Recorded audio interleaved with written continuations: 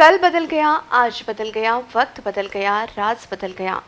जिन माथों का नसीब है मैला उठाना, रत्ती भर न बदला। लोग कहते हैं जमाना बदल गया, समाज बदल गया। नमस्ते, आरआरसी प्रस्तुत सिटी मैत्रीण प्रोग्राम में मैं मानसी आप सबका बहुत स्वागत करती हूँ। आज के प्रोग्राम की शुरुआत करते हैं ब्युटी टिप्स से। उकाडा दिवसेंदिवस इतका वाढला आहे की अक्षरशः जीव हैराण झाला आहे। शरीराबरोबरच अनेकदा केसातूनही घामाच्या धारा वाहतात। यामुळे केसांची पार रया होऊन जाते। एकीकडे हवेतील कोरडेपणामुळे केस रखरखीत होतात, तर दुसरीकडे घामामुळे चिकट होतात। उन्हाळ्यात केस कोरडे झाल्याने एकतर खूप गळतात आणि त्याची वाढही थांबते। मात्र उन्हाळ्याच्या दिवसात लग्न सराईचा काळ असतो। अशा वेळी आपले केस चमकदार मुलायम दिसायला हवेत असे आपल्याला वाटते। मात्र अशा वेळीच केस इतके खराब होतात की आपला सगळा लुकच खराब होतो।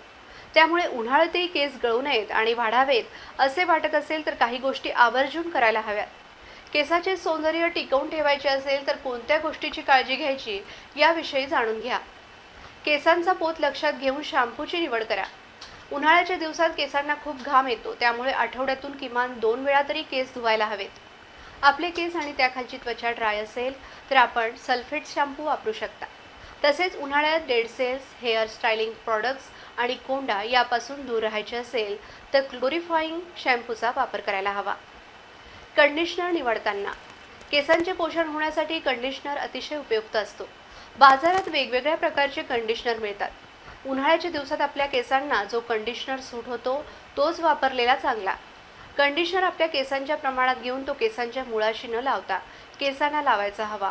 तसेच 10 मिनिटे कंडिशनर केसावर तसाच ठेवून मग केस पाण्याने स्वच्छ धुवावेत। स्टायलिंग टूल्सचा वापर उन्हाळ्याच्या दिवसात स्टायलिंग टूल्स वापरणे योग्य नाही। त्यामुळे केसांचा पोत आणखीन खराब होण्याची शक्यता असते। केस सरळ करणे, वाळवणे, केस कुरळे करणे यासाठी आपण अनेकदा वेगवेगळी उपकरणे वापरतो। पण अशी उपकरणे वापरणे केसांसाठी धोक्याचे ठरू शकते। यामुळे केस गळतात, तसे त्यांची वाढही खुंटते। त्यामुळे मुख्यत्वे उन्हाळ्यात ही उपकरणे वापरणे टाळावे। गार पाणी वापरा। उन्हाळ्याच्या दिवसात आधीच आपल्याला खूप गरम होत असतं। सतत घाम येत असल्याने वारंवार अंगावर गार पाणी घेण्याची इच्छा होते। अशा वेळी केसही गार पाण्याने धुतले तर केसांचा पोत चांगला राहण्यास मदत होते। हेअर क्युटिकल बंद करून केसांना शायनी करण्यासाठी गार पाणी उपयुक्त ठरते। गार पाण्यामुळे केसात नैसर्गिकरित्या तेलाची निर्मिती होते आणि केस जास्त मजबूत होण्यास त्याचा उपयोग होतो। दर्शकों, इन टिप्स को फॉलो करने से पहले डॉक्टर की सलाह जरूर लें। दर्शकों, ब्यूटी और हेल्थ ये दोनों ही चीज़ें जिंदगी में समान मायने रखती हैं। इसलिए हम देखते हैं हेल्थ टिप्स। नियमितपणे व्यायाम करा। व्यायाम करणे हे केवळ निरोगी यकृत राखण्यासाठी नाही तर आपल्या एकूण आरोग्यासाठी अत्यंत महत्त्वाचे आणि फायदेशीर आहे। व्यायामामुळे यकृतावरील ताण कमी होतो, उत्पादकता वाढते आणि लठ्ठपणा टाळण्यास मदत होते। वजन उचलण्याने स्नायू आणि हाडांची ताकद वाढते। सकस आहार घेणे व्यायामाप्रमाणे सकस आहार घेणे देखील अत्यंत महत्त्वाचे आहे। चांगले आरोग्य राखण्यासाठी आपल्या पोषक तत्वांचा उच्च आहार घेणे आवश्यक आहे। जेव्हा आपण सकस आहार घेतो तेव्हा यकृताच्या आरोग्यास देखील चालना मिळते। शरीराला 7 वेगवेगळ्या प्रकारच्या पोषक तत्वांची आवश्यकता असते। कार्बोहायड्रेट्स, प्रथिने, लिपिडस, जीवनसत्वे, खनिजे, फायबर आणि पाणी या सर्वांचे दररोज सेवन केले पाहिजे। अल्कोहोलचे सेवन टाळा। अल्कोहोल आणि बेकायदेशीर औषधे यकृताच्या ऱ्हासास मोठ्या प्रमाणात हातभार लावतात। जेव्हा आपले यकृत अल्कोहोलवर प्रक्रिया करते तेव्हा अनेक यकृत पेशी मरतात। आपले यकृत नवीन पेशींचे पुनरुत्पादन करू शकते, तथापि दीर्घकालीन अल्कोहोल दुरुपयोग करण्याची क्षमता कमकुवत करू शकते।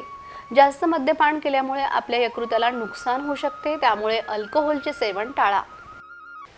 दर्शकों, आज हमने आपको कुछ हेल्थ टिप्स बताई हैं। अब देखते हैं आज का अनोखा एपिसोड क्या है।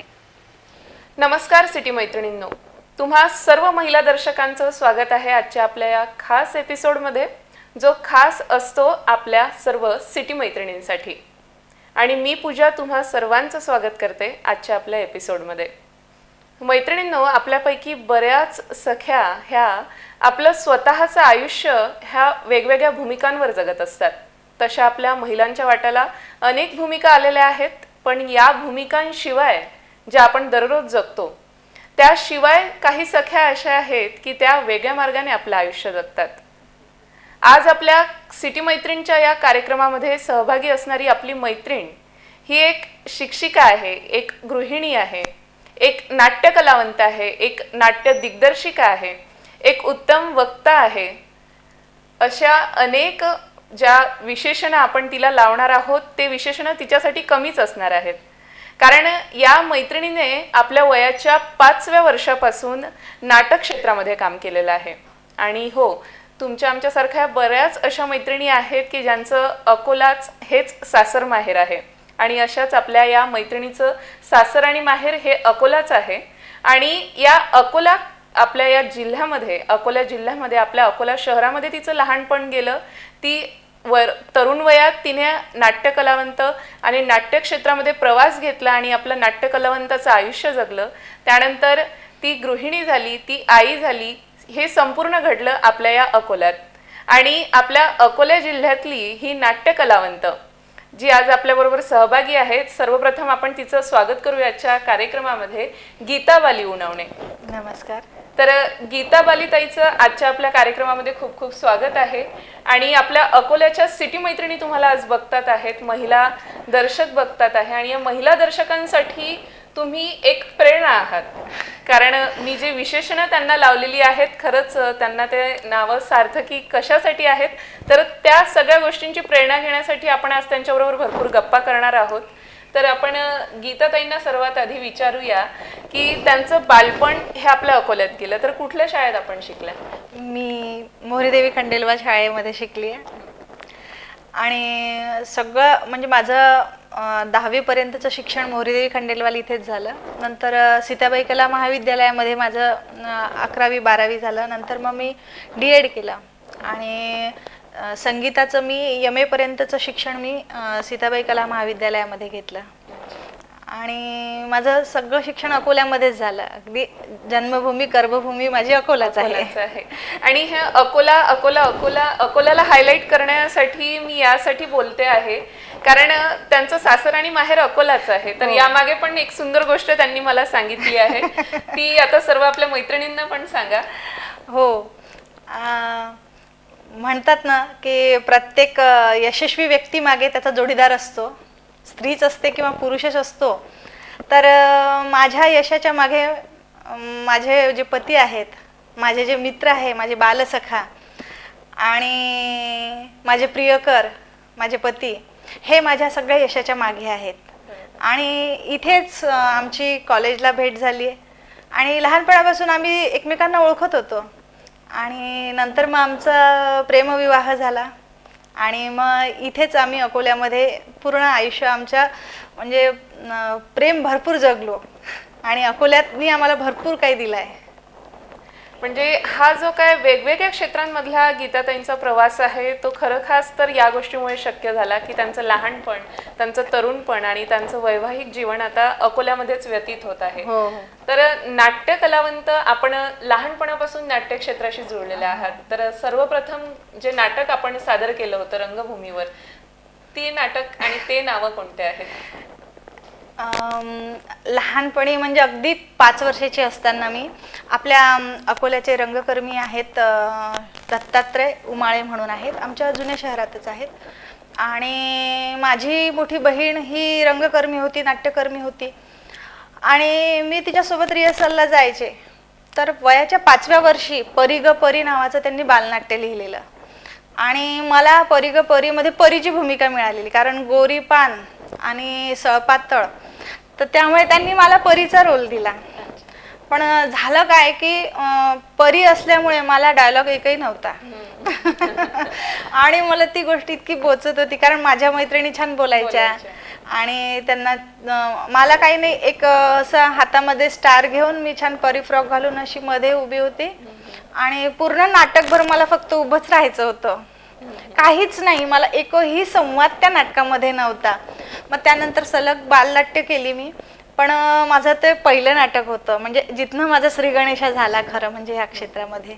तर परी ग परी हे माझं पहिलं नाटक, बालनाट्य. आणि सोबत आता त्या नाट्य दिग्दर्शिका सुद्धा आहेत आणि त्यांची अनेक नाटकं ही रंगभूमीवर गाजतात आणि त्यांच्या नाटकांना आपले अकोलेकर खूप सुंदर प्रतिसादही देतात. हो हो. आणि खरं म्हणजे आपल्या अकोल्याची रंगभूमी ही खूप श्रीमंत आहे, खूप श्रीमंत. अगदी दिग्गज कलावंत इथे आहेत. नाट्य परिषदेचे राम जाधव सर जे नाट्य परिषदेचे अध्यक्ष होते रत्नागिरीचे, आणि रंगभूमी परिनिरीक्षण मंडळाचे जे अध्यक्ष होते राम जाधव सर, ते माझे गुरु. तर त्यांच्यासोबत माझा नाट्यप्रवास खरं म्हणजे एक 15 वर्ष आधी सुरू झाला. काय मध्यांतर मी थोडा ब्रेक घेतला होता जेव्हा माझे बेबी झाले, दोन्ही मुलगा आणि मुलगी. तर त्या मधल्या ब्रेकमध्ये नंतर मी राम जाधव सरांसोबत अखिल भारतीय नाट्य परिषदेला कणकवलीला माझं नाटक होतं अखेरचा सूड. आणि त्यातला जो नट होता तो नाटकाच्या अगदी 3 दिवस आधी पळून गेलेला. मग आता करायचं काय, तर मग मामांनी म्हटलं तुझ्या घरचंच तर तुझा नट आहे. मग आयत्या वेळी ह्यांना ते पूर्ण रिहर्सल करून मग आम्ही ते नाटक केलं. आणि मग तिथनं हा प्रवास सुरू झाला. मग मामांनी मला म्हटलं की आता तू इथनं स्वतः दिग्दर्शित करत जा. मग सुरुवात झाली बालनाट्यांपासून. बालनाट्य दिग्दर्शित करता करता काय झालं, मोठ्यांची नाटकं सुरू केली. मग अशी पाखरे येती, माहिती मोरलं आकटं, मैयत के सामने का आकटा हे त्याचं भाषांतर हिंदीमध्ये. मग राज्यनाट्य अंतिमला हिंदीचं नाटक आम्ही घेऊन गेलेलो. राज्यनाट्य मराठीला सलग एक 8-10 वर्षापासून माझी नाटकं. मग अशी पाखरी येते ह्या नाटकातल्या नटाला अभिनयाचं पारितोषिक. त्यानंतर तेंडुलकरांचंच मी कमला केलेलं, त्या कमलाला सुद्धा पारितोषिक मिळालेलं. राज्यनाट्य बालराज्यनाट्याला माझा मुलगा 2 वर्ष आधी होता, तो पण राज्यातनं म्हणजे फर्स्ट त्याला पण प्राईज मिळालेलं. मग असं ते थोडंसं यशस्वी वाटचाल सुरू झाली. आणि मग त्यातूनच ते दिग्दर्शक माझ्यामधला थोडा थोडा पॉलिश होत गेला असं म्हणू आपण. तर आता आज तागायत म्हणजे अगदी गेल्या महिन्यात 2 डिसेंबरला आमचं इथे आपल्या अकोल्यामध्येच द कॉन्शियस नावाचं नाटक राज्यनाट्याला झालं आहे. तर ते दिग्दर्शनाचा प्रवास तिथून सुरू झालेला. बरोबर आहे. आणि आज आपल्या सिटी मैत्रिणीच्या एपिसोडमध्ये गीताताईंचं असणं, तर याच्या मागचं मुख्य कारण म्हणजे की कुठल्याही मुलीला त्या काळात अशा घराबाहेरच्या कुठल्या तरी क्षेत्रामध्ये काम करणं किंवा अशा क्षेत्रामध्ये आपलं करिअर करणं थोडं अशक्य होतं किंवा थोडंफार वेगळ्या दृष्टीने तिच्याकडे बघितलं जायचं. बरोबर. पण गीताताईंच्या बाबतीत हा सगळा जो काय उदाहरण आहे हे थोडं अपवादात्मक ठरतं. कारण की त्यांचं लग्नानंतरही तुम्हाला हे नाट्यक्षेत्र खूप सुंदर कंटिन्यू करता आलं. ऍक्च्युली माझे जे आई वडील आहेत, माझे जे वडील आहेत, ह्यांनी कधी मला मुलगी म्हणून ट्रीट केलं नाही. याचा सगळ्यात मोठा आपण म्हणू पावती किंवा याचं क्रेडिट माझ्या वडिलांना जातं. कारण माझ्या वडिलांनी कधी रिहर्सलला जाऊ नको, गाणं त्यांचा मी क्लासिकल सिंगर आहे बेसिकली, तर गाणं सोडू नको, रियाज तू तुझा वेळेवर कर, शिवाय अभ्यासाकडे लक्ष दे, हे ठीक होतं. आणि पण तरी त्यांनी मला कधीच नाटकासाठी नाही म्हणाले नाही ते, की बाबा आता रात्रीच्या रिहर्सल आहे, तू एकटी कशी जाणार, किंवा मग नाटकातली कोणी मुलं तुला घरी आणून सोडणार, तर हे नव्हतंच. आणि शिवाय माझी ताई माझ्यासोबत होती, त्यामुळे तो काळ जो होता माझा, तर त्यावेळी ती सोबत होती. पण लग्नानंतर काय झालंय की ह्यांचा मला इतका सपोर्ट होता की मी कुठेही असो ते माझ्यासोबत, म्हणजे कोणत्याही रिहर्सलला, ते त्या नाटकात असो अथवा नसो, पण ते माझ्यासोबत सलग असायचे. त्यामुळे कदाचित मी म्हणजे माझं सगळं जे यशाचं क्रेडिट आहे फक्त माझ्या नवऱ्याला आणि माझ्या वडिलांना जातं. बरोबर. आणि खरंच, आणि त्या सगळ्या वेगळ्या वाटेवरचं हे सगळं यश त्यांनी संपादन केलं, तर हे 2 व्यक्ती तुमच्या पाठीशी उभे होते. आणि जी काय नाटकं आतापर्यंत तुमची रंगभूमीवर गाजली, त्यापैकी तुमच्या आठवणीतले जे नाटकं आहेत अगदी, ती नाटकं कोणती आहेत?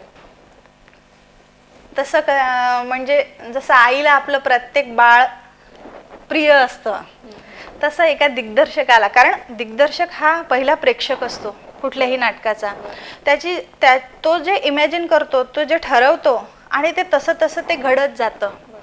तर प्रत्येकच कलाकृती ही त्याच्यासाठी आपल्या बाळासारखी असते. म्हणजे ठीक आहे, तेंडुलकरांचं नाटक मला भाषा माझी त्यांनी प्रगल्भ केली, चांगली केली, स्वच्छ केली.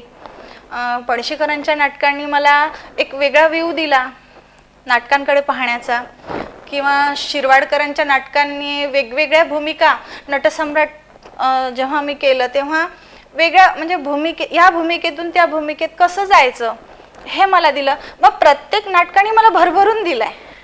त्यामुळे त्यातलं अमुक एक नाटकच माझं प्रिय आहे असं नाही, पण त्यातल्या त्यात सगळ्यात म्हणजे कसं आहे की आम्ही प्रेमवीर आहोत, त्यामुळे कुठल्याही रोमॅन्टिक व्यक्तीला अशी पाखरं येती हे नाटक जे आहे ते असं म्हणजे असं हृदयाच्या जगता येतं ते. आणि कुठल्याही कलावंताला खूप चॅलेंजिंग नाटक आहे ते. ॲक्च्युली कमलामध्येही तसंच आहे. म्हणजे तेंडुलकरांची लिखाणाची पद्धतच अशी आहे की एक पात्राला भरपूर म्हणजे एक 3 तासाच्या नाटकामध्ये एक पात्र 2-2.5 तास सलग बोलतं आणि बाकी त्याला सपोर्टिव्ह असतात. त्यामुळे ते खूप चॅलेंजिंग असतं त्या पात्रासाठीही आणि त्या दिग्दर्शकासाठीही. त्यामुळे तेंडुलकरांची नाटकं मला सगळी नाटकं करायची आहेत आणि ती जगायची आहेत. त्यामुळे असं म्हणता येईल आपल्याला की अशी पाखरं येते किंवा कमला हे माझ्या अगदी हृदयाच्या जवळचं नाटक आहे. तर आणि एक नाट्य कलावंत आज आपल्या बरोबर कार्यक्रमामध्ये सहभागी आहे आणि आपले प्रेक्षकही आहेत. तर नक्कीच मला अपेक्षा आहे तुमच्याकडून की तुमच्या नाटकातले आवडलेला तुमचा एक छोटीशी भूमिका तुम्ही आमच्या बरोबर आज सादर करावी. 2 वर्ष आधी पुण्याचे ऋषिकेश परांजपेंचं नाटक आम्ही केलेलं गंमत जम्मत. तर ह्याचे व्यावसायिकचे प्रयोग पण केलेत, टीव्हीवर भरपूर झाले आहेत आणि मुंबईला आजही त्याचे व्यावसायिकचे प्रयोग आहेत. तर त्यातले जे किरवंत आहेत, किरवंतांची एक भूमिका होती. ती किरवंत जोडपं एक गावाबाहेर स्मशानाबाहेर राहतात. ब्राह्मण असून सुद्धा त्यांना वेगळं ठेवलं जातं कारण ते किरवंत आहेत. ते मयतीच्या कामा म्हणजे ते काम करतात ते, त्यामुळे त्यांना समाजापासून दूर ठेवलं जातं.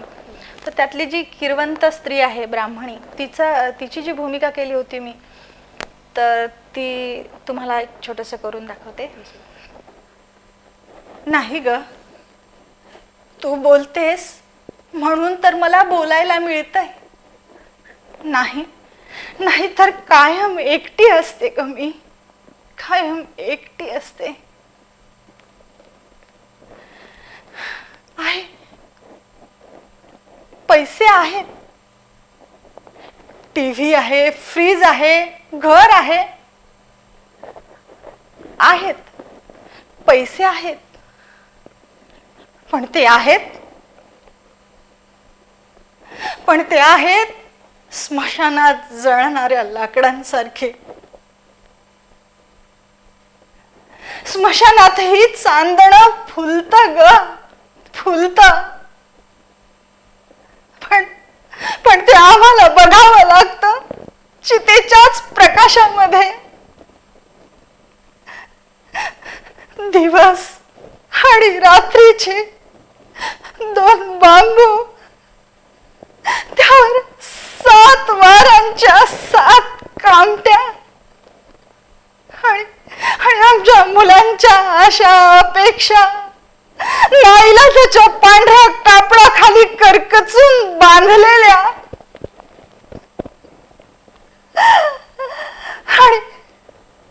आणि आम्हीच आम्हाला खांद्यावर घेऊन स्मशानाकडे निघालेलो आहोत, स्मशानाकडे निघालेलो आहोत.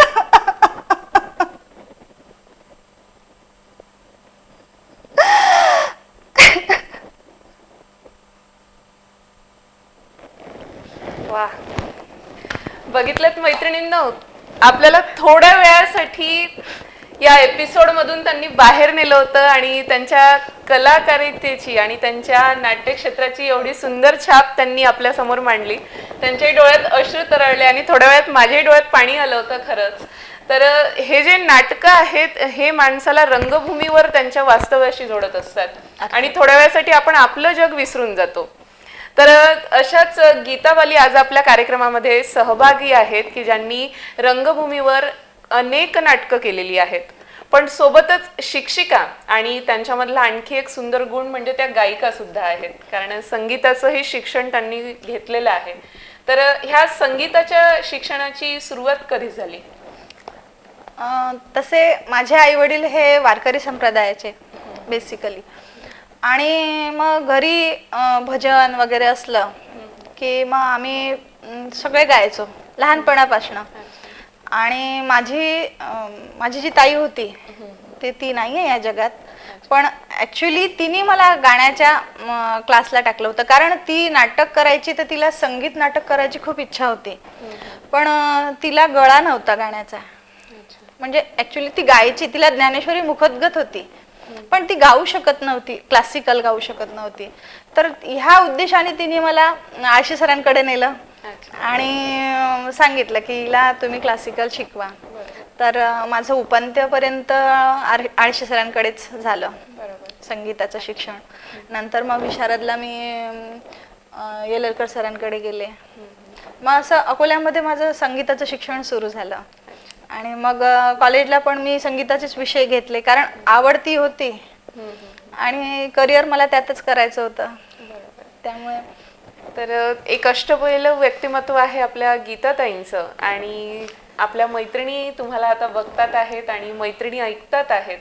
तर तुम्ही सांगितलं मला की एक दूरदर्शनला तुमची एक जिंगल खूप गाजली आणि चक्क दूरदर्शनचा तो बेस्ट जिंगल हा अवॉर्ड सुद्धा तुम्हाला मिळाला. तर ही कोणत्या संदर्भातली ही जिंगल होती? ती सावकार मुक्त अभियान, म्हणजे जे सोनं तारणावर ठेवतात ना ग्रामीण भागातील स्त्रिया, शेतकरी स्त्रिया, तर ते शासनाने त्यांना परत केले होते. त्याची जी पावती होती तारण ठेवण्याची सोन्याची, तर ती सावकाराकडे तारण ठेवलेल्याची पावती तुम्ही शासनाला द्या बँकेमध्ये, आणि तितके पैसे तुम्हाला परत. सावकार मुक्त अभियान म्हणून होतं ते. आणि माहिती व प्रसारण आणि जनसंपर्क तिकडनं मला ती मिळालेली ॲड. मग आम्ही दोघंही होतो त्यामध्ये. अच्छा. आणि ती छान झाली आहे ॲड ती. आणि शिवाय मुख्यमंत्र्यांच्या हातून तिला बेस्ट जिंगल हा अवॉर्ड पण मिळालेला आहे. आणि ही एक गोष्ट खूप छान मैत्रिणींनो, की दोघंही जण गीताताई आणि त्यांचे मिस्टर दोघंही जण सध्याही नाटक क्षेत्रामध्ये काम करतात आहेत आणि त्यांची नाटकं गाजतात आहे. म्हणजे खरंच यासाठी खूप नशीबवान असावं लागतं की आपण दोघंही जण एका क्षेत्रात काम करतो आहोत. तर ती जिंगल आपण बघणार आहोत आणि त्या जिंगलची एक झलक तुम्ही सुद्धा बघा.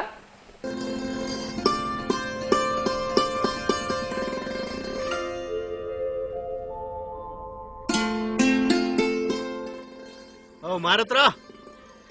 काय हे बायकोच्या गळ्यात मंगळसूत्र? लाटरी लागली काय? अहो नारायणराव, माहित नाही का काय हो? सरकारनं सावकारी कर्ज माफ केलंय. हे बघा सरकारची किमया.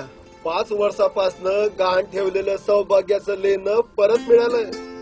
सावकाराच्या जोखाडातून सौभाग्याचं लेणं मुक्त झालं. युती शासन, भक्कम शासन. तर मैत्रिणींनो, तुम्ही बघितलीत ही जिंगल की ज्या जिंगलला मुख्यमंत्र्यांद्वारे पारितोषिक देण्यात आलं. त्यांच्या आयुष्यातल्या सगळ्या प्रवासाबाबत आपण आज चर्चा केली, त्यांचे पूर्ण अष्टपैलू व्यक्तिमत्व जाणून घेतलं.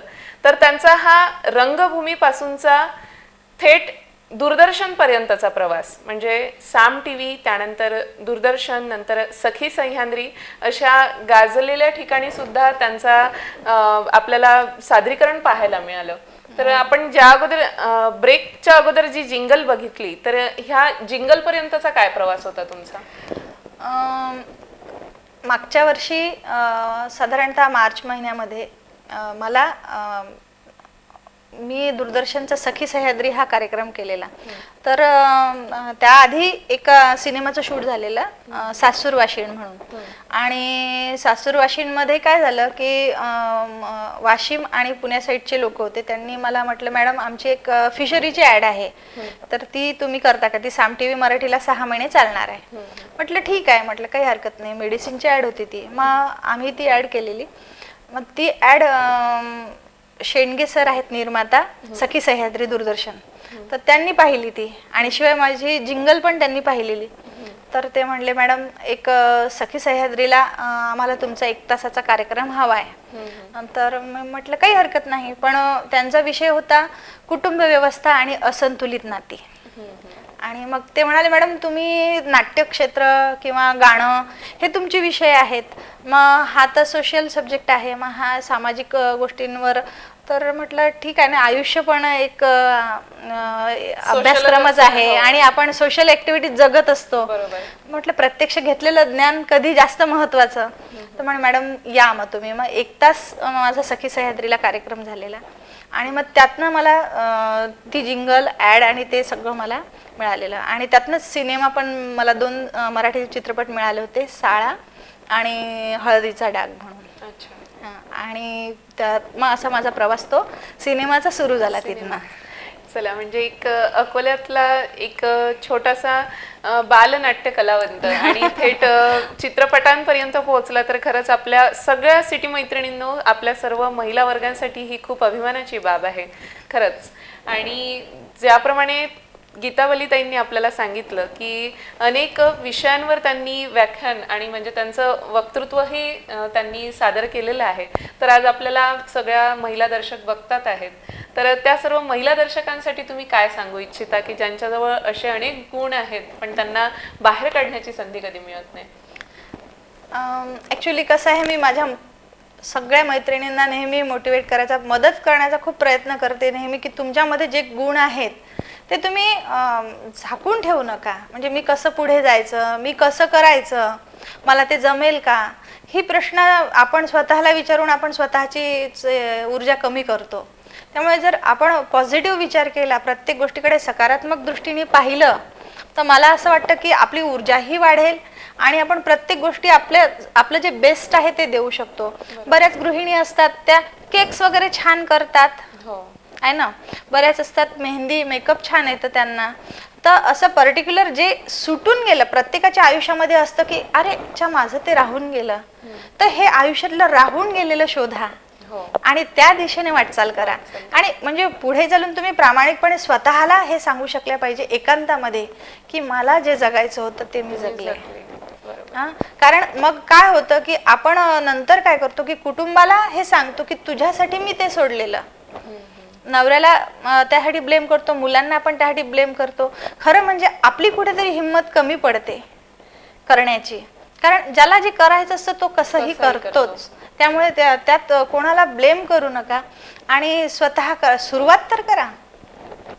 आणि कोणत्याही गोष्टीची योग्य सुरुवात योग्य दिशेने टाकलेलं जर पहिलं पाऊल असतं ना की ते म्हणजे ठिकाणावर पोहोचवतं. त्यामुळे माझ्या मैत्रिणींनो, खरंच मनापासून सुरुवात करा. तुम्हाला जे करायचं आहे स्वतःच्या मनाने सुरुवात करा आणि यशस्वी व्हा.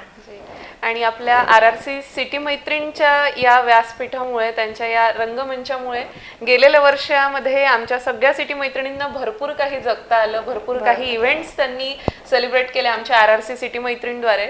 आता RRC सिटी मैत्रीणचं हे पर्व दुसरं आहे आणि या पर्व दुसऱ्यामध्ये पण ह्या सगळ्या गोष्टी त्या एन्जॉय करणार आहेत नक्कीच. बरोबर. तेव्हा आजच्या आपल्या कार्यक्रमामध्ये इथे आपण थांबण्याचा वेळ आलेला आहे. तेव्हा मला असं वाटतं की तुमच्यामधली गायिका सुद्धा आम्हाला एकदा अनुभवायची आहे. तर आजच्या आपल्या या कार्यक्रमाचा निरोप एका सुंदरशा गीताने घेऊया. नक्की.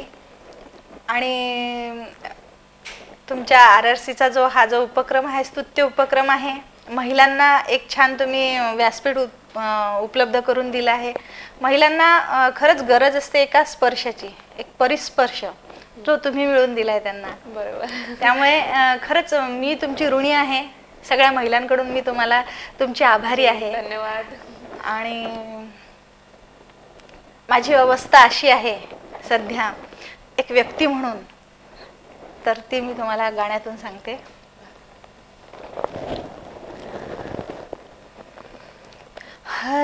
हजारों ख्वाहिशें ऐसी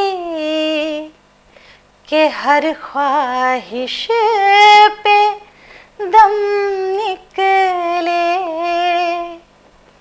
बहुत निकले मेरे अरमान,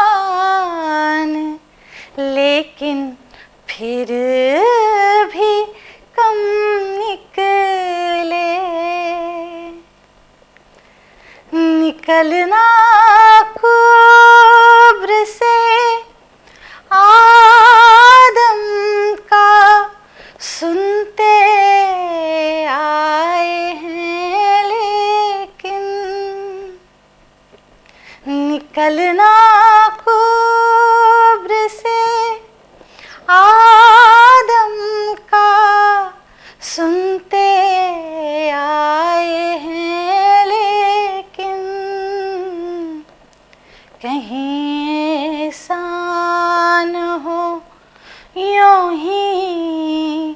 वही काफी सनम निकले।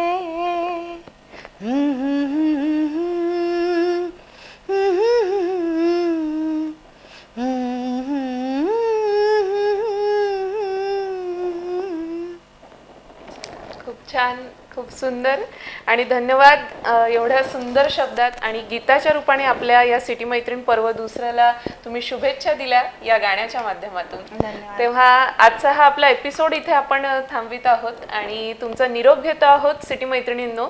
नक्कीच आपल्या सिटी मैत्रीणच्या पुढल्या एपिसोडमध्ये आणखी एक नवी मैत्रीण असणार आहे आणि तिचा प्रवास ती तुमच्याबरोबर शेअर करणार आहे.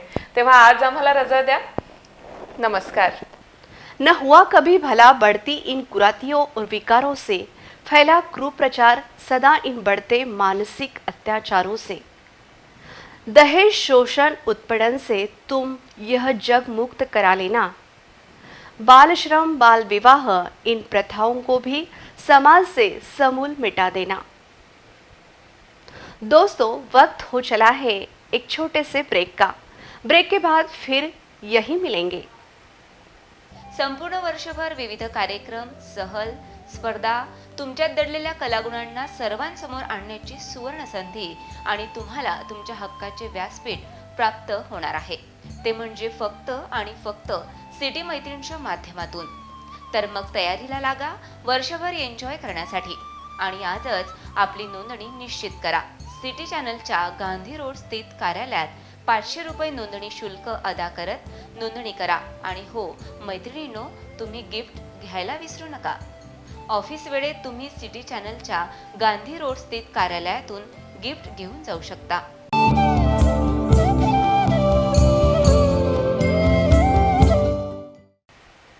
कई कोमल कली जिंदा ही जलाई जाती हैं. दहेज की चाहत में नारी मर जाती है. नारी पूजे जाने वाले देश में न जाने क्यों नारी ही बिचारी ठहराई जाती है. ब्रेक के बाद सभी सिटी मैत्रीण के दर्शकों का बहुत बहुत स्वागत है. दोस्तों, अब हम सीखेंगे इंग्लिश प्राध्यापिका कीर्ति सराफ मैडम इनके साथ.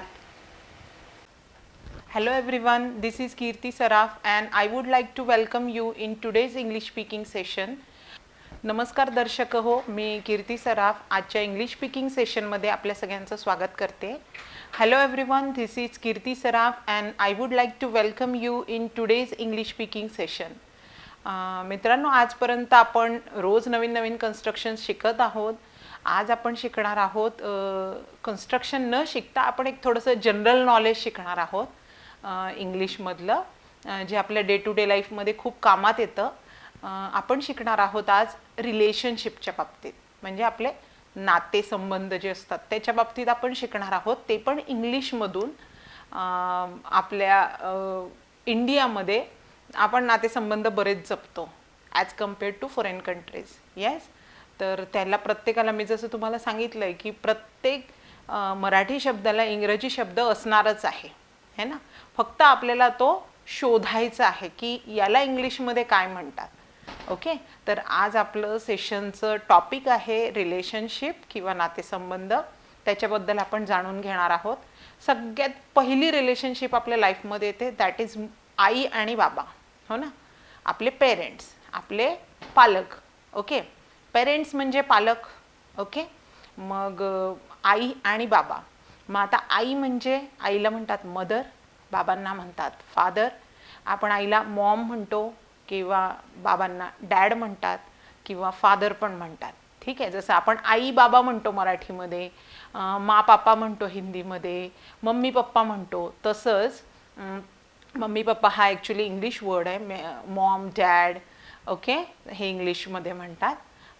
आणि त्याच्यानंतर जे आहे, समजा एखाद्याला सावत्र आई असेल किंवा सावत्र वडील असतील तर त्याला म्हणतात स्टेप फादर. स्टेप फादर म्हणजे सावत्र वडील आणि स्टेप मदर म्हणजे सावत्र आई. ऑब्वियसली स्टेप ब्रदर म्हणजे सावत्र भाऊ आणि स्टेप सिस्टर म्हणजे सावत्र बहीण. ओके, आपण काय ठरवलं आहे की आपल्याला प्रत्येक नात्याचं इंग्लिशमध्ये काय होईल ते माहीत हवं, ते आपण शिकतो आहे. ठीक आहे, मग सख्खे म्हणजे साधे मॉम अँड डॅड, आपले आई बाबा. मदर अँड फादर, आणि जर सावत्र असतील तर त्याला स्टेप लावायचं. स्टेप मदर सावत्र आई, स्टेप फादर सावत्र बाबा, स्टेप ब्रदर सावत्र भाऊ, स्टेप सिस्टर सावत्र बहीण. ओके. त्याच्यानंतर आपल्या लाईफमध्ये येतं आपले सिबलिंग. सिबलिंग म्हणजे आपले सख्खे भाऊ बहीण. ओके. मग त्याच्यानंतर सिबलिंग म्हणजे आपले भावंड इन शॉर्ट मराठीमध्ये. मग आता सिबलिंगमध्ये आपल्याला भाऊ येईल, बहीण येईल, पण जे काकांचे, मावशीचे, मामाचे जे मुलं मुली ते आपले सिबलिंग नाही. ओके. ते आपले कझिन्स आहेत. ते काय आपले कझिन आहे. सिबलिंग म्हणजे तुमचे सख्खे भाऊ बहीण. मग आता सिबलिंगमध्ये येतात आपले your brother and sister. Brother म्हणजे भाऊ, सिस्टर म्हणजे बहीण. एवढं जनरल नॉलेज आपल्याला आहे, तरी आपण त्याला रिवाईज करत आहोत. ओके. अगेन आपण जसं सांगितलं, स्टेप ब्रदर सावत्र भाऊ, स्टेप सिस्टर सावत्र बहीण. ओके. त्याच्यानंतर आहे पती पत्नी. ही रिलेशनशिप आहे. Everybody got married. सो पतीला म्हणतात हजबंड आणि पत्नीला म्हणतात वाईफ. ओके. इंग्लिशमध्ये. किंवा मग जसं एकमेकांचं सांगायचं असेल, ही is my better half. He is my better half म्हणजे हा माझा हजबंड आहे. और शी इज माय बेटर हाफ जर पतीने सांगितलं शी इज माय बेटर हाफ म्हणजे ही माझी पत्नी आहे. ओके. तर इंग्लिशमध्ये बेटर हाफ म्हणजे तुमचं पार्टनर. ओके. तर तुमच्या हजबंड वाईफची ओळख करून देताना ही इज माय बेटर हाफ और शी इज माय बेटर हाफ अशी पण करू देऊ शकता. ठीक आहे. तर बेटर हाफ अजून छान वाटतं म्हटलेलं हजबंड वाईफपेक्षा. हजबंड वाईफ खूप कॉमन आहे. आपण थोडे ॲडव्हान्स इंग्लिश पण बघतोय है ना, किंवा याला अजून काय म्हणतात, येस ते पण आपण बघतो आहे. तर बेटर हाफ म्हणजे हजबंड किंवा वाईफ. जर हजबंडनी ओळख करून दिली शी इज माय बेटर हाफ तर ती त्याची पत्नी आहे, आणि वाईफनी ओळख करून दिली ही इज माय बेटर हाफ म्हणजे तो तिचा पती आहे. ठीक आहे. आता पती पत्नी झाले. त्याच्यानंतर मॅरेज झाल्यानंतर मग तर खूप सारे रिलेशनशिप आपल्या लाईफमध्ये येतात. ओके. फॅमिली म्हणजे कुटुंब. फॅमिली पण दोन टाईपचे असतात. एक असते जॉईंट फॅमिली, एक असते न्यूक्लिअर फॅमिली. जॉईंट फॅमिलीमध्ये ग्रँड पॅरेंट्स म्हणजे आजी आजोबा, आई वडील, मुलं, त्यांचे भाऊ आणि त्यांचे मुलं असं एकत्र राहतात. ओके. तर त्याला म्हणतात जॉईंट फॅमिली. जिथे सासू सासरे, आई वडील, मुलं किंवा त्यांचे भाऊबंद सगळे एकत्र राहतात, त्याला म्हणतात जॉईंट फॅमिली. आणि न्यूक्लिअर फॅमिली म्हणजे विभक्त कुटुंब. तर विभक्त कुटुंबामध्ये आई वडील आणि त्यांची मुलं एवढेच येतात. ओके. तर तुम्हाला हे पण माहीत पाहिजे की तुम्ही जॉईंट फॅमिलीमध्ये राहता की तुम्ही न्यूक्लिअर फॅमिलीमध्ये राहता. न्यूक्लिअर फॅमिली जनरली छोटी असते, जॉईंट फॅमिली मोठी असते. त्याला काही लिमिट नाही, म्हणजे किती पण लोक एकत्र राहू शकतात. न्यूक्लिअर फॅमिलीमध्ये आई बाबा मुलं एवढेच राहतात. ओके. तर ते तुम्ही लक्षात ठेवा, तुम्ही जॉईंट फॅमिलीमध्ये आहे का न्यूक्लिअर फॅमिलीमध्ये आहे. ओके. त्याच्यानंतर आहे आपले अंकल आंटी. अंकल म्हणजे काका, अंकल म्हणजे मामा. अंकल हा कॉमन वर्ड आहे. काका, मामा, आत्याचे मिस्टर, अजून कोणते चुलत मामा, मावस मामा, सगळ्यांना एकच कॉमन वर्ड आहे इंग्लिशमध्ये, दॅट इज अंकल. मामा, काका सगळ्यांना, मावशीचे मिस्टर, बाबांचे भाऊ सगळ्यांना एकच वर्ड आहे अंकल. ओके. नंतर जे मावशी आहे, काकू आहे, मामी आहे, आत्या आहे, सगळ्यांना एकच वर्ड आहे इंग्लिशमधून, दॅट इज आंटी किंवा आंट. आता आंटी आणि आंटमध्ये फरक काय आहे की दोन्हीही सेमच आहेत. दोन्ही पण सेम आहेत ॲक्च्युली, पण थोडंसं डीपमध्ये जर गेलं तर आंटी ज्या थोड्या ओल्ड एज असतात किंवा एजेड असतात त्यांना आंटी म्हणतात, आणि ज्या यंग आहेत त्यांना आंट म्हणतात. ओके. कुठल्या तरी एका मूवीमध्ये एक असा डायलॉग होता, आंटी मत कहो ना, कारण तिला असं वाटतं आंटी म्हटलं की तिला ते ओल्ड वाटत असतं. येस. तर त्याच्यामुळे तिला आंटी मत कहो ना असं, कारण जनरली फॉरेन कंट्रीजमध्ये आंटी कोणाला म्हणतात, जे ओल्ड एज असतात किंवा एजेड असतात थोड्याशा त्यांना आंटी म्हणतात. आणि आंट म्हणजे यंग, जी यंग लेडी असते, तुमची काकू, मामी, आत्या वगैरे आहे पण यंग आहे खूप. Okay. So they are called as aunt. आणि जर ते एजेड असतील, ओल्ड असतील, थोड्या वयस्कर असतील तर त्यांना आंटी म्हणतात. ठीक आहे. तुम्ही दोन्ही वापरलं तरी दोन्ही करेक्ट आहे. हा थोडासा बेसिक डिफरन्स आहे, तो तुम्ही लक्षात ठेवायला हवा किंवा तुम्हाला माहीत असायला हवं. ओके, आपलं अंकल आंटी झालं किंवा अंकल आंट झालं. त्याच्यानंतर आहे तुमचे कझिन्स म्हणजे आत्या, मामा, काका, सगळ्यांचे जे मुलं असतात ते आपले कझिन असतात. आता एक कॉमन मिस्टेक्स असते जनरली लोक बोलतात तेव्हा की ही is my cousin brother, she is my cousin sister. Actually cousin brother आणि कझिन सिस्टर असा कॉन्सेप्टच नाही आहे. ही इज माय कझिन म्हटल्यानंतर ऑब्वियसली तो भाऊच असणार आहे. शी इज माय कझिन म्हटल्यानंतर ऑब्वियसली ती तुमची बहीणच असणार आहे. ओके, तर जर तुम्ही यूज करत असाल कझिन ब्रदर, कझिन सिस्टर, तर ते चुकीचं आहे. It is a common mistake everybody is making. Okay, हे आपल्याला कधी माहीत नाही किंवा इतके डिटेलमध्ये कोणी कधी सांगितलं नाही, कदाचित त्याच्यामुळे आपल्या चुका होत असतील. पण कझिन ब्रदर आणि कझिन सिस्टर असं वापरायचं नाही, फक्त कझिन वापरायचं.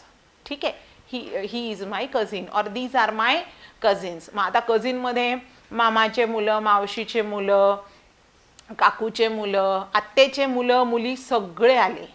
मुलं आणि मुलींना कॉमन शब्द आहे कझिन्स.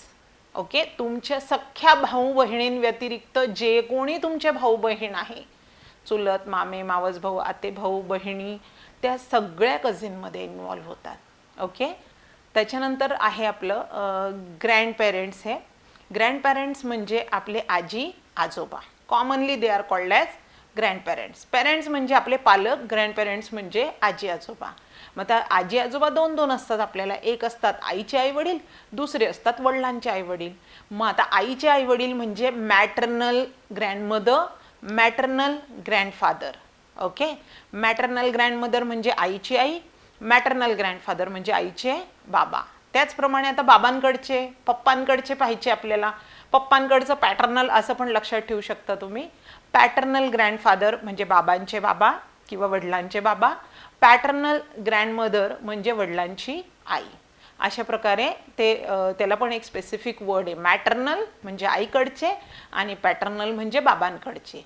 तसंच मग अंकलला पण आपण म्हणू शकतो मॅटर्नल अंकल आहे म्हणजे आईचा भाऊ आहे, है ना. पॅटर्नल अंकल आहे म्हणजे पप्पांकडचे आहे हे. ओके, तसंच आपण आंटीच्या याच्यात पण मॅटर्नल आंट, पॅटर्नल आंट आईकडचे आहे हे नातेवाईक किंवा हे बाबांकडचे आहे असं पण आपण बायफर्गेट करू शकतो. ओके, ग्रँडपेरेंट्स झाले. त्याच्यानंतर आपल्या याच्यात आहे जे आपल्या आईची जाऊ असते किंवा आईची नणंद असते. ओके, त्यांना म्हणतात sister in law. Okay, husband wife जे असतात, आता हजबंडची बहीण किंवा तिची जाऊ किंवा नणंद जी असते आणि पप्पांसाठी इकडची साळी किंवा त्याच्या भावाची बायको हे जे असतात म्हणजे त्यांच्या वाईफकडचे लेडीज आणि इकडे हजबंडकडच्या लेडीज. ओके, तर त्यांना म्हणतात sister in law. Sister in law म्हणजे जाऊ किंवा नणंद किंवा साळी. ओके, सिस्टर इन लॉ म्हणजे जाऊ किंवा नणंद किंवा साळी, याला म्हणतात सिस्टर इन लॉ. मग आता भाऊ किंवा दीर, आपल्या नवऱ्याचे भाऊ म्हणजे आपले दीर किंवा आपले जिजाजी, येस आपके जीजू, यांना इंग्लिशमध्ये म्हणतात brother in law. He is my brother in law म्हणजे हे माझे जिजाजी आहेत किंवा हे माझे जेठ आहे किंवा हे माझे दीर आहेत. ओके, त्यांना म्हणतात ब्रदर इन लॉ. किंवा साळा जो असतो त्याला पण ब्रदर इन लॉ म्हणतात इंग्लिशमध्ये. इंग्लिशमध्ये खूप सगळ्या नात्यांना एक एकच शब्द आहे, brother in law, sister in law. Okay, त्याच्यानंतर आहे जेव्हा आपलं लग्न होतं तेव्हा आपले इनलॉज असतात. इनलॉज म्हणजे सासरकडची मंडळी. इन शॉर्ट इनलॉज म्हणजे आपल्या सासरकडची मंडळी. मग आता फादर इन लॉ म्हणजे सासरे आणि मदर इन लॉ म्हणजे सासू. ओके, फादर इन लॉ म्हणजे सासरे आणि मदर इन लॉ म्हणजे सासू. त्याच्यानंतर आपले जे पणजी आणि पणजोबा असतात त्यांना पण इंग्लिशमध्ये एक स्पेशल वर्ड आहे. पणजीला म्हणतात ग्रेट ग्रँडमदर. पणजीला काय म्हणतात? Great grandmother. आणि पणजोबांना म्हणतात ग्रेट ग्रँडफादर. ठीक आहे, ग्रेट ग्रँडमदर म्हणजे तुमची पणजी म्हणजे आजीची आई. ओके, आणि ग्रेट ग्रँडफादर म्हणजे आजोबांचे आजोबा, आजोबांचे वडील किंवा पप्पांचे आजोबा असं. ग्रेट ग्रँडफादर म्हणजे पंजोबा, ग्रेट ग्रँडफादर ग्रँडमदर म्हणजे पणजी. ओके, मग आता त्या पणजी आणि पंजोबाला पंतू आणि पंती असतात, त्यांना पण इंग्लिश वर्ड असेलच, आहे त्यांना पण. ग्रेट ग्रँडसन, ग्रेट ग्रँडसन म्हणजे तो पंतू आणि ग्रेट ग्रँड डॉटर म्हणजे पंती. ओके, ग्रँडसन म्हणजे नातू आणि ग्रँड डॉटर म्हणजे नात. ओके, सन म्हणजे मुलगा आणि डॉटर म्हणजे मुलगी. ओके, किंवा मी जर असं म्हटलं आय हॅव 2 किड्स, तर किड्समध्ये दोन्ही येतं, मुलं पण येतात आणि मुली पण येतात. आय हॅव 2 किड्स म्हणजे मला 2 मुलं आहेत. ओके, मग त्याच्यामध्ये मुलगा आणि मुलगी यांना कॉमनली वर्ड असतो किड्स. ओके, पण जर तुम्हाला स्पेसिफिकली म्हणायचं असेल, so I have a son and a daughter. I have a son and a daughter म्हणजे मला एक मुलगा आहे आणि एक मुलगी आहे. ओके, जर तुम्हाला नातू आणि नातच्या बाबतीत बोलायचं असेल तर I have a granddaughter and a grandson. मला एक नात आहे आणि एक नातू आहे. ग्रँड डॉटर म्हणजे नात आणि ग्रँडसन म्हणजे नातू. ओके, ग्रेट ग्रँड डॉटर म्हणजे पंती आणि ग्रेट ग्रँडसन म्हणजे पंतू. ओके, ग्रेट ग्रँडमदर म्हणजे पणजी आणि ग्रेट ग्रँडफादर म्हणजे पंजोबा. असे खूप सारे नाते आहेत. कदाचित काही सुटले असतील तर तुम्ही मला ते कमेंटमध्ये मेन्शन करू शकता. जेवढे आपण जनरली यूज करतो मी सांगण्याचा प्रयत्न केलेला आहे. अजूनही काही असतील तर नक्कीच तुम्हाला पुढच्या सेशनमध्ये मी शेअर करेल. तुम्ही ते कमेंट बॉक्समध्ये लिहू शकता. तुमच्या प्रतिक्रिया आम्हाला मिळत राहतात, त्याच्यामुळे आम्हाला कार्यक्रम अजून चांगला करण्याला प्रोत्साहन मिळत राहतं. तुमच्या प्रतिक्रिया, तुमचे सुझावांचं नेहमी स्वागत राहील सिटी चॅनलमध्ये. आणि अशाच प्रकारे keep on practising, keep on listening and keep watching our programme that is RRC academy. Thank you so much all. See you in the next episode. सहेलियों, अभी हमने कीर्ति सराफ मैडम के साथ इंग्लिश सीखी. अब सीखेंगे योग श्रद्धा मोकाशी मैडम के साथ. हरिओम. गुड मॉर्निंग अकोला या कार्यक्रमात आज पुन्हा आपली भेट होते आहे. आज आपण काही आसनांचा अभ्यास शिकणार आहोत. आसनं सूक्ष्म व्यायामाच्या नंतरची स्टेप आहे. म्हणजे सूक्ष्म व्यायाम करून जेव्हा आपलं शरीर थोडं फ्लेक्झिबल होतं, वॉर्मअप होतो शरीराला, त्याच्यानंतर आपण हळूहळू आसनांचा अभ्यास करू शकतो. आसनं बरीच आहेत. काही कठीण आसन आहेत, काही सोपी आसन आहेत. उभी राहून आसनं केली जातात, झोपून, उलट स्थितीमध्ये झोपून, खाली बसून, अशी वेगवेगळ्या प्रकारची आसनं आहेत. आज आपण कमरेकरता म्हणजे कंबर दुखी करता, कंबर किंवा पाठ या दुखी करता कोणत्या आसनांचा उपयोग केला पाहिजे, कोणती आसनं केली पाहिजेत, हा आपण अभ्यासात शिकणार आहोत. अनेक जणांना कमरेच्या दुखण्याचा प्रॉब्लेम असतो. आपण दिवसभर फॉरवर्ड बेंडिंग करतो, समोर झुकण्याचा अभ्यास म्हणजे समोर झुकून आपण कामं करत राहतो. काही वस्तू उचलतो, काही सगळी कामं जी आहेत आपण खाली वाकून वाकून, समोर वाकून वाकून करत असतो. महिला पोळ्या लाटताना खाली वाकतात, काही कामं करताना खाली वाकतात, आपले झाडझूड करताना खाली वाकावं लागतं. अशा वेळेला काय होतं की फॉरवर्ड बेंडिंगमुळे पाठीच्या कण्यावर जास्त ताण पडतो आणि बॅकवर्ड बेंड म्हणजे मागच्या बाजूला जेव्हा पाठीचा कणा वळेल तर त्यावेळेला त्या कमरेला किंवा स्पाईनला आपल्या आराम पडतो. तर अशी कोणती आसनं आहेत जी पाठीकरता म्हणजे मान, पाठ, कंबर या सगळ्याकरता फायदा करतील, अशी आसनं आपण शिकणार आहोत. सगळ्यात पहिले आपण शिकणार आहोत भुजंगासन. भुजंगासन म्हणजे तुम्हाला नावावरूनच कळेल की हे सापासारखं किंवा भुजंगासारखं स्थितीमध्ये केल्या जाणारं आसन. याच्यामध्ये बॅकवर्ड बेंडिंग होतं आणि पाठीला आराम पडतो, कमरेला आराम पडतो. तर पालथं झोपायचं आहे. आता याच्यामध्ये आपल्याला स्टेप बाय स्टेप करता येतं. आधी हात सरळ ठेवून आपल्याला श्वास घेत वर जायचंय आणि श्वास सोडत कंबर ढिली सोडायची आहे. ह्या स्थितीमध्ये ही प्राथमिक स्थिती आहे भुजंगासनाची. स्पिंक्सचा अभ्यास म्हणतात याला. हा अभ्यास आपण करू शकतो. एकतर 30 सेकंद पर्यंत आपल्याला थांबायचं आहे किंवा आपल्या शारीरिक क्षमतेनुसार जर कमरेवर पाठीवर ताण पडायला लागला तर आपण हे आसन सोडू शकतो. हळूवार श्वास सोडत खाली यायचं आहे. एकदा पुन्हा करू.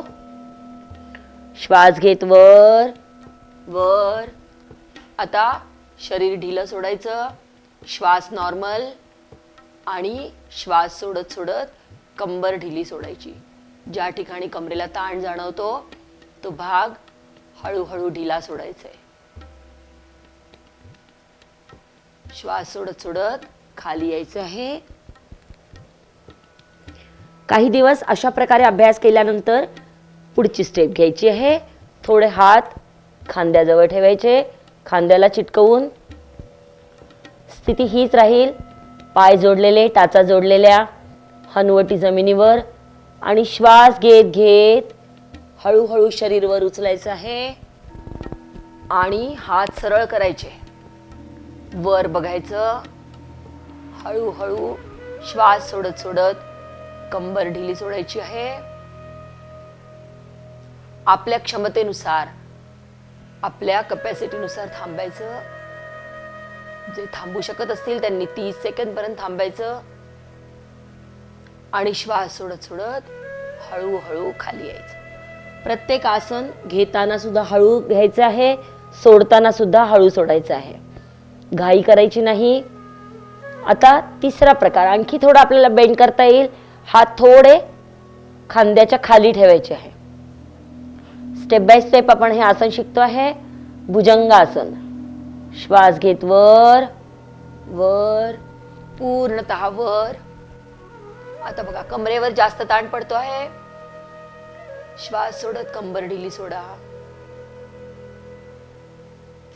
आपल्या क्षमतेनुसार थांबायचे आहे किंवा कमीत कमी 30 सेकंद. हळूहळू श्वास सोडत सोडत खाली या. आरामात रिलॅक्स करा.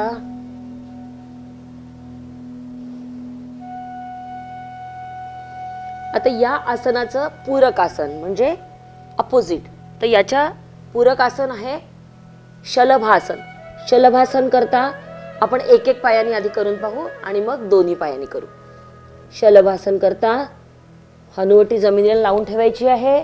दोन्ही हात दोन्ही मांड्यांखाली ठेवायचे आहे. आता एक एक पायाने आपण आधी करू.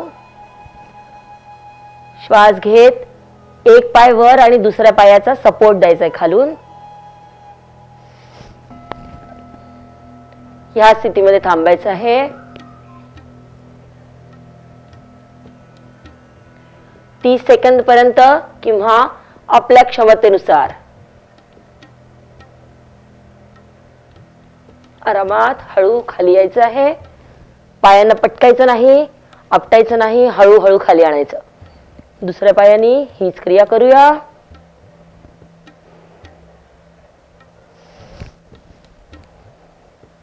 या स्थितीत आपल्या क्षमतेनुसार थांबायचं आहे.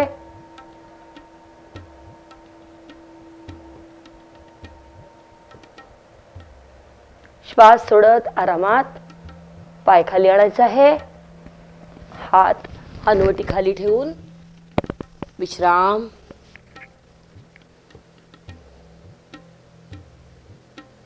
ह्या आसनामुळे कमरेचा त्रास तर कमी होईलच होईल, पण जे आपलं ओटीपोट आहे, लोअर ॲब्डोमेन, ते पण कमी होण्यास मदत होते. कारण की मागच्या बाजूनी पाय वर उचलले जातात आहे, तर पूर्ण ताण खालच्या पोटावर पडतो आणि पोटाचा घेर सुद्धा कमी होतो. आता दोन्ही पायांनी करून बघू.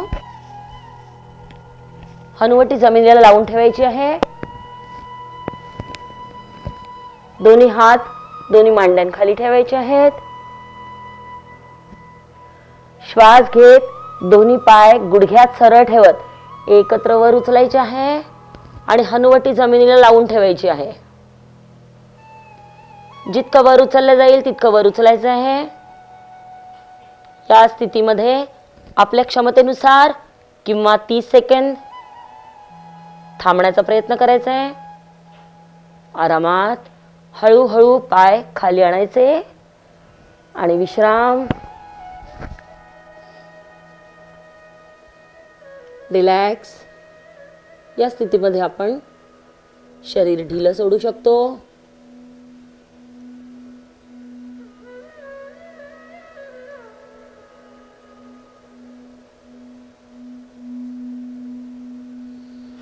आता ह्यानंतरचं कंबर आणि पाठ, मान, पाठ, कंबर याकरता एक उपयुक्त आसन म्हणजे मकर आसन. हात असेच ठेवायचे आहे. दोन्ही पाय एकामागून एक खाली वर या पद्धतीने करायचे आहे.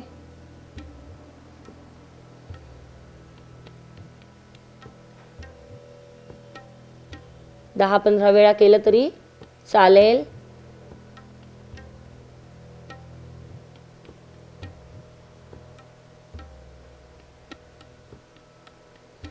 आता पाद प्रसारित मकरासन करायचं आहे. पायांमध्ये अंतर घ्यायचं आहे. टाचा आतल्या बाजूला ठेवायच्या. आता हळूहळू दोन्ही हातांचा स्टँड बनवायचा आहे. डोपरं जोडून ठेवायचे आहे आणि हातामध्ये आपला चेहरा ठेवायचा आहे. श्वास घ्यायचा लांब दीर्घ आणि श्वास सोडत सोडत पाय ढिले सोडा, कंबर ढिली सोडा, पाठ ढिली सोडा, मान ढिली सोडा, चेहऱ्यावरचा ताण कमी करा.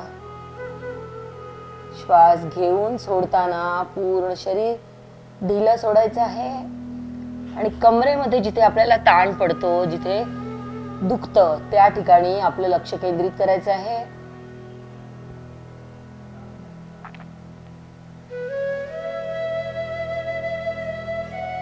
या आसनामध्ये सुद्धा आपल्या क्षमतेनुसार किंवा कमीत कमी 30 सेकंद थांबण्याचा प्रयत्न करायचा आहे.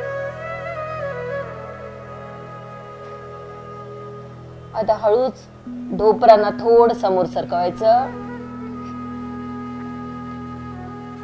श्वास घेऊन सोडताना मानेच्या मागच्या बाजूला जिथे ताण आपल्याला महसूस होतो, अनुभव करता येतो, त्या ठिकाणी लक्ष द्यायचे आहे. पूर्ण शरीर ढिलं आणि लक्ष फक्त मानेजवळ.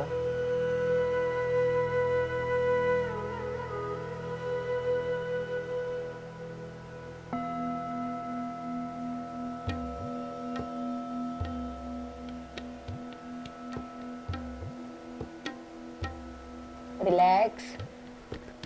हात खाली आणायचे. शरीर ढिलं सोडायचं. श्वास सामान्य.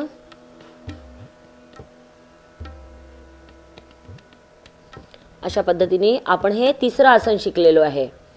आता आपण करूया धनुरासन. धनुरासन सुद्धा बॅकवर्ड बेंडिंग आहे, म्हणजे मागच्या बाजूला पाठीचा कणा झुकवणारं आसन आहे.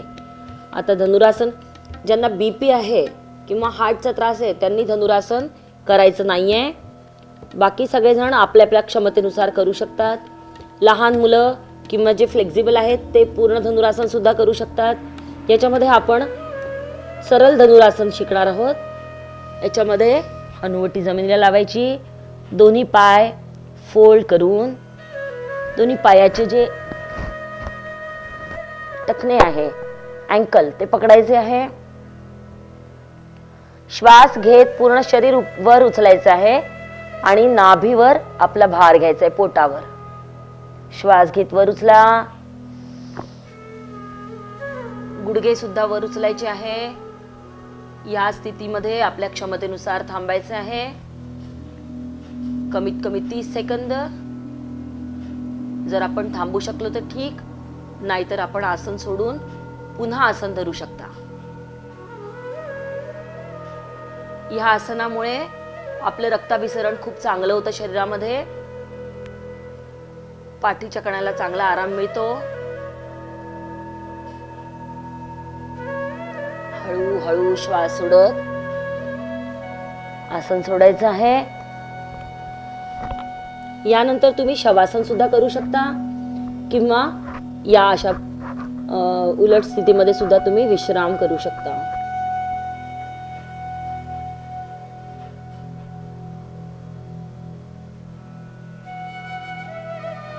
यानंतर पुन्हा आपण कमरे करताच एक छान आसन शिकणार आहोत. उठून बसायचं आहे.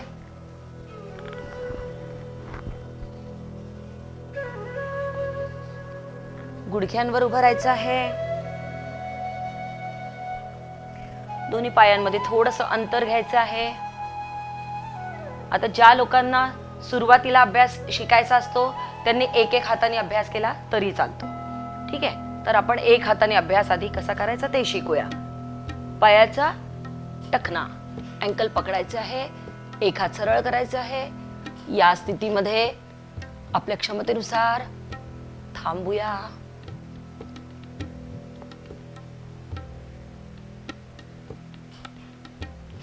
आरामात. दुसऱ्या बाजूनी पण हा अभ्यास करायचा आहे. हळूहळू श्वास सोडत सोडत हात मागे न्या. अँकल पकडायचं आहे. एक हात सरळ, कंबर समोर ढकलायची. या स्थितीमध्ये थांबायचं आहे.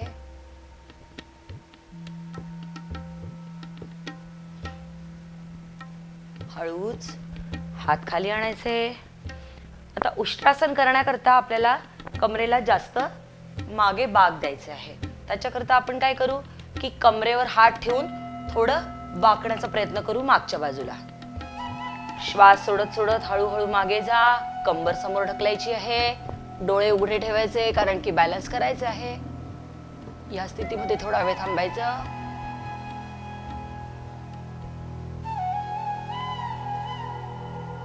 हळूच सरळ व्हा. आता दोन्ही पायांचे अँकल्स पकडायचे आहेत आपल्याला आणि उष्ट्रासनाच्या स्थितीमध्ये जायचं आहे.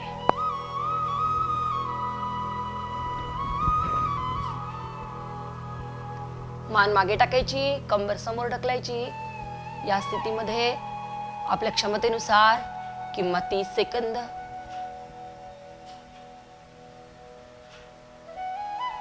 श्वास नॉर्मल ठेवायचा आहे.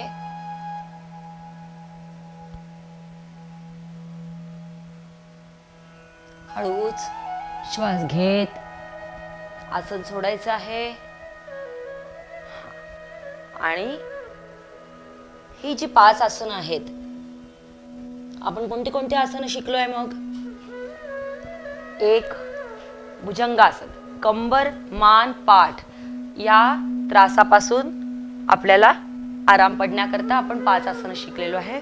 भुजंगासन, शलभासन, त्याच्यानंतर मकरासन, धनुरासन आणि उष्ट्रासन अशी 5ही आसनं जी आहेत ती बॅकवर्ड बेंड करणारी आहेत.